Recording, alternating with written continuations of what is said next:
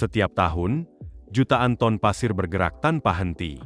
Butiran kecil yang terlihat tidak berbahaya ini mampu menelan jalan, mengubur ladang, menghancurkan ekosistem, bahkan mengirim badai debu hingga ribuan kilometer jauhnya.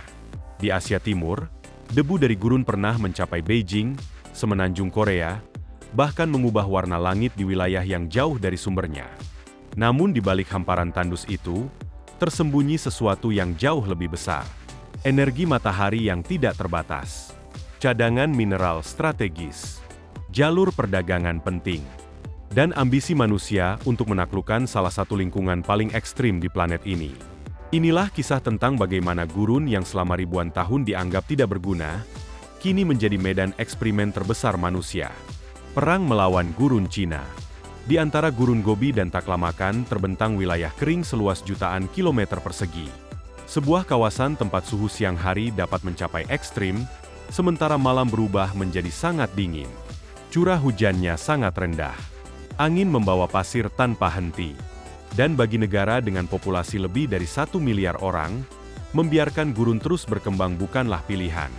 Sejak tahun 1978, Cina menjalankan salah satu proyek penghijauan terbesar dalam sejarah.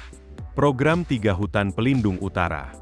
Tujuannya sederhana, menghentikan pergerakan gurun, mengembalikan lahan rusak, dan menciptakan sabuk hijau raksasa yang mampu menahan badai pasir.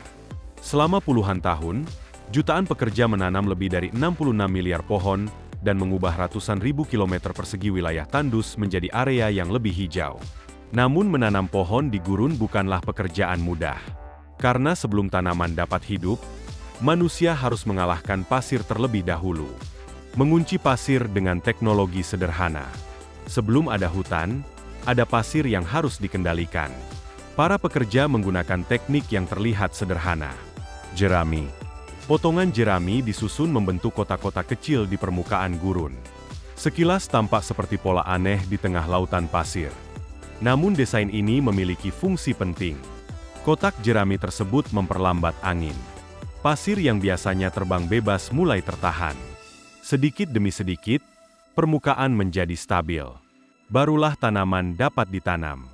Dengan bantuan pupuk organik, material penyimpan kelembapan, dan sistem irigasi hemat air, tanaman gurun seperti saksau, tamarisk, dan poplar mulai tumbuh.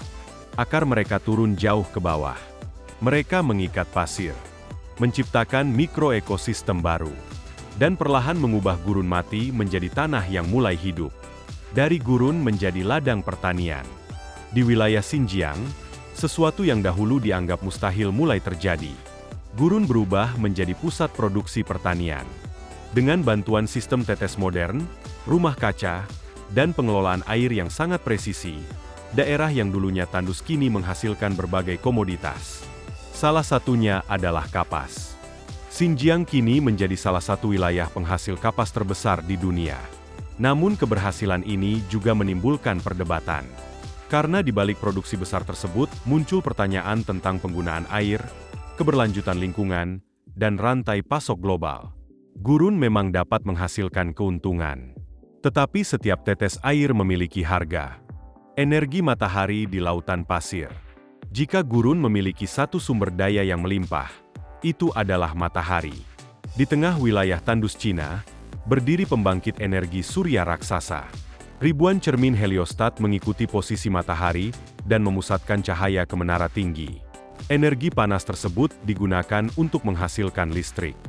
Selain itu, ribuan panel fotovoltaik kini menutupi sebagian wilayah gurun. Tetapi teknologi baru membawa konsep yang lebih menarik. Agrovoltaik. Panel surya berada di atas. Tanaman tumbuh di bawah. Bayangan panel mengurangi penguapan air. Tanah menjadi lebih sejuk. Dan satu lahan dapat menghasilkan dua hal sekaligus. Energi dan makanan. Gurun Arab dan pertarungan melawan kekurangan air. Di sisi lain dunia, negara-negara Timur Tengah menghadapi tantangan yang berbeda. Mereka memiliki energi besar, tetapi hampir tidak memiliki air tawar.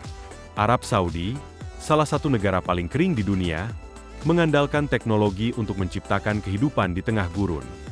Salah satu kuncinya adalah desalinasi. Air laut diproses menjadi air tawar melalui teknologi tekanan tinggi. Jutaan meter kubik air diproduksi setiap hari untuk kota, industri, dan pertanian. Namun teknologi ini memiliki kelemahan. Biayanya sangat tinggi, membutuhkan energi besar, dan menghasilkan limbah garam yang dapat mengancam ekosistem laut jika tidak dikelola dengan baik. Kota masa depan di tengah gurun. Arab Saudi tidak hanya ingin bertahan, mereka ingin membangun masa depan.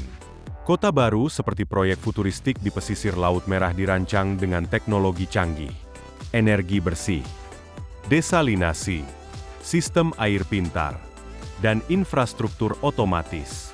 Namun pertanyaan terbesar tetap sama. Apakah manusia benar-benar dapat mengalahkan gurun? Atau hanya menunda tantangan yang lebih besar?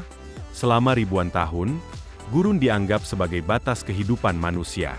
Tempat yang terlalu panas, terlalu kering, terlalu sulit untuk ditaklukkan. Namun hari ini, manusia mencoba mengubah batas tersebut.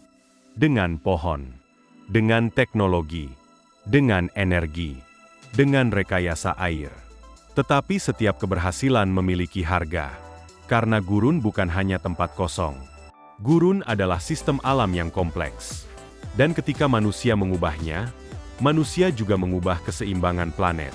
Pertanyaannya bukan hanya, bisakah kita membuat gurun menjadi hijau?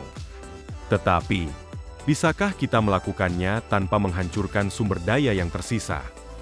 Karena masa depan gurun mungkin bukan tentang menaklukkannya, melainkan tentang belajar hidup bersamanya. Bagikan pendapat Anda di kolom komentar di bawah ini.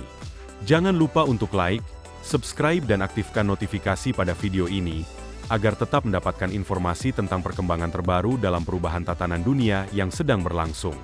Terima kasih telah menonton dan sampai jumpa di video berikutnya.